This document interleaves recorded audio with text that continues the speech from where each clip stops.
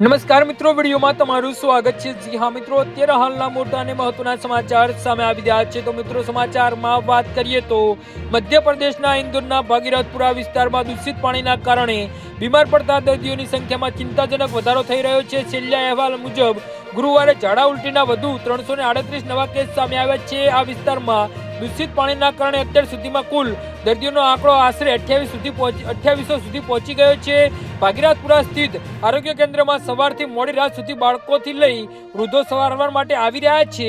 તો દૂષિત પાણીના કારણે શુક્રવારે વધુ એક વૃદ્ધ મહિલાનું અરવિંદ હોસ્પિટલમાં સારવાર દરમિયાન મોત થયું છે, જેનાથી કુલ મૃત્યુઆંક વધીને 15 થયો છે। હાલની સ્થિતિએ વિવિધ હોસ્પિટલોમાં કુલ 201 દર્દીઓ દાખલ છે, જેમાંથી 32 દર્દીઓની હાલત ગંભીર હોવાથી તેઓને આઈસીયુમાં દાખલ કરવામાં આવે છે। અત્યાર સુધીમાં કુલ 272 દર્દીઓ હોસ્પિટલમાં દાખલ કરવામાં આવ્યા હતા, જેમાંથી 71 દર્દીઓને રજા આપવામાં આવી છે।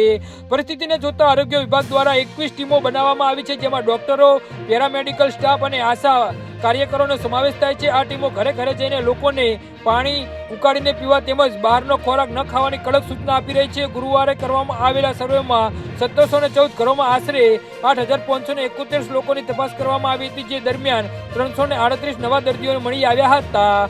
જી હા મિત્રો, તો આના વિશે તમારું શું કહેવું છે તો નીચે અમારી કમેન્ટ બોક્સમાં જરૂરથી જણાવજો। અમારી યુટ્યુબ ચેનલને સબસ્ક્રાઇબ કરવાની ભૂલતા નહીં। ધન્યવાદ।